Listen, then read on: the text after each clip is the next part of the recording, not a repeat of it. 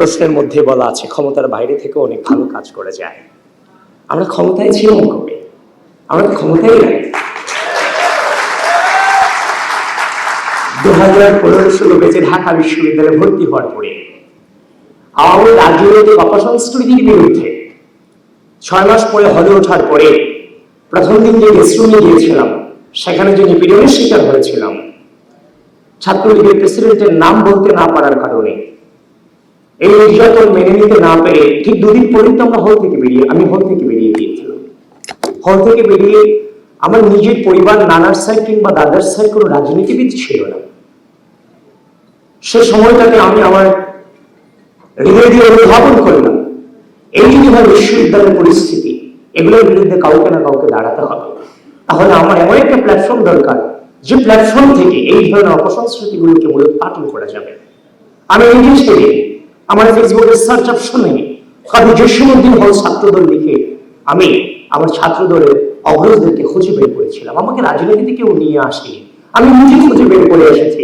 ওই মুহূর্তে একমাত্র প্ল্যাটফর্ম ছিল বাংলাদেশ জাতীয়তাবাদী ছাত্রদল, যারা অন্যায়ের বিরুদ্ধে কথা বলেছে। তো সুতরাং পুরোটি সময় ছিলাম নির্যাতিত, পীড়িত, নিষ্পেষিত। এই যে 2016 সাল থেকে লড়াই শুরু হয়েছে, এই 24-এর গণঅভ্যুত্থানের পরবর্তী সময় পর্যন্ত, এই গ্রামীণ নির্বাচন হয়েছে 2024 পর্যন্ত, আপনি আর একটা ছাত্র সংগঠনকে আপনি দেখাতে পারবেন যারা হাসিনার বিরুদ্ধে রাজপথে নেমে বলেছিল step down Hasina, no more Hasina? দেখাতে পারবেন না।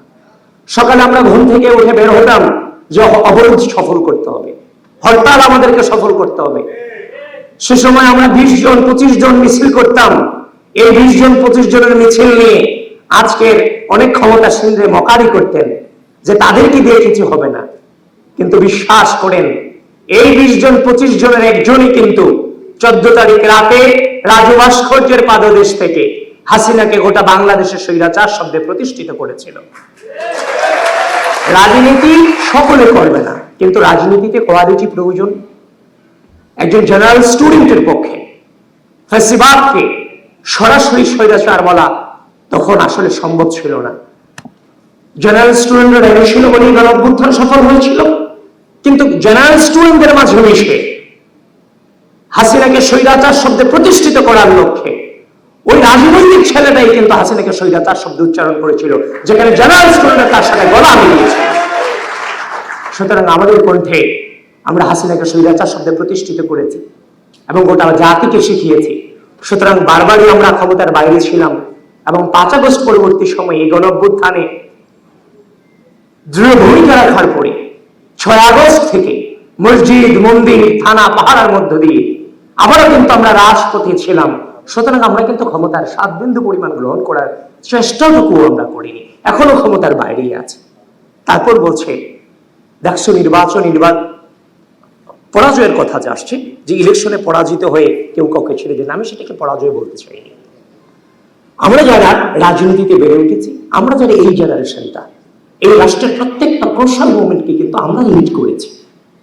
যখন এই ঢাকা বিশ্ববিদ্যালয়ের স্টুডেন্টরা গণরূপ বিশ্বমে নির্যাতিত হয়েছে, নিপীড়িত হয়েছে, তাদের পক্ষে যখন কথা বলার কেউ ছিল না, তখন কিন্তু আমাদের কণ্ঠে সেই প্রতিবাদী কণ্ঠস্বর আমরাই কিন্তু জারি রেখেছিলাম যে আমার ভাইদের উপরে কেন অত্যাচার হচ্ছে, নির্যাতন হচ্ছে, নিপীড়ন হচ্ছে। দেশব্যাপী আমরা, ক্যাম্পাসব্যাপী আমরা সেগুলোর প্রতিবাদ জানিয়েছিলাম। তো সুতরাং আমরা বেড়ে উঠেছি পরিস্থিতিকে মোকাবেলা করে। আমাদের জীবনে আলটিমেট জিত কিংবা আলটিমেট হার বলে কোনো টার্ম আমাদের লাইফে নাই। আমরা বেড়ে উঠেছি পরিস্থিতি মোকাবেলা করার উদ্দেশ্যে। এই দীর্ঘ পথ চলায় ডাকসু নির্বাচন ছিল একটা পরিস্থিতি মোকাবেলা করা। আমরা আমাদের জায়গা থেকে ধৈর্যের সাথে এই রাষ্ট্রের সাথে এই ডাকসু নির্বাচনকে মোকাবেলা করেছি। আমি ভেবি প্রার্থী হিসেবে নির্বাচন করেছি।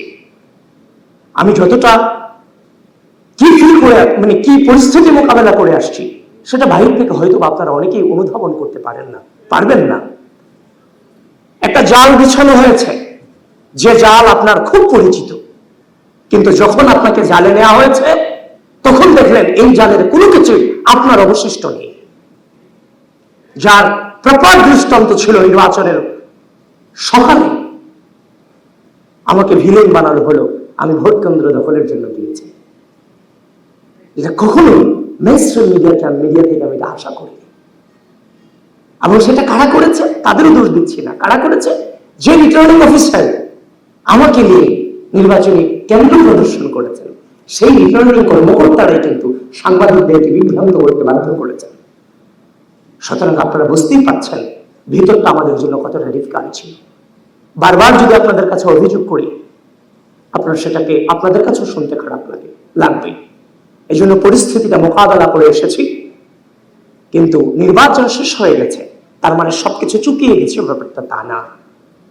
আমরা যে অসঙ্গতি পেয়েছি, সে অসঙ্গতি গুলো আমরা পেয়েছি, সেগুলো নিয়ে আমরা কিন্তু বাংলাদেশের যে নির্বাচনী কালচার, নেগেটিভ রেজাল্ট আসার পরে বিক্ষোভ করা, অবরোধ করা, মিছিল করা, বিশেষ করে 2019 সালের ডাকসু নির্বাচন পরবর্তী সময় ভিসি অফিস অবরুদ্ধ করা, আমরা কিন্তু বিশাল স্যাক্রিফাইসের মধ্য দিয়ে পূর্ণ রাজনৈতিক সংস্কৃতিতে ফিরে না গিয়ে আমরা ধৈর্য ধারণ করেছি।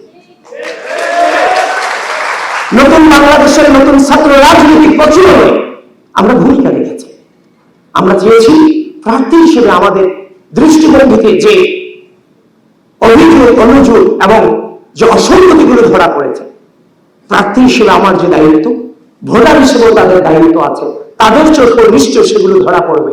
আমার চোখে একদিন আগে পড়েছে, তাদের চোখে 2 দিন পরে পড়বে। আমরা ধৈর্য ধারণ করেছি যে তাদের পক্ষ থেকে হয়তোবা কোশ্চেনগুলো উঠবে। ইতিমধ্যেই কোশ্চেন উঠেছে, আমরাও তাদের সাথে কণ্ঠ মেলাচ্ছি। খুব দ্রুতই এই নির্বাচন সংক্রান্ত বিষয়ে আমরা আমাদের অবস্থান ক্লিয়ার করব। 2019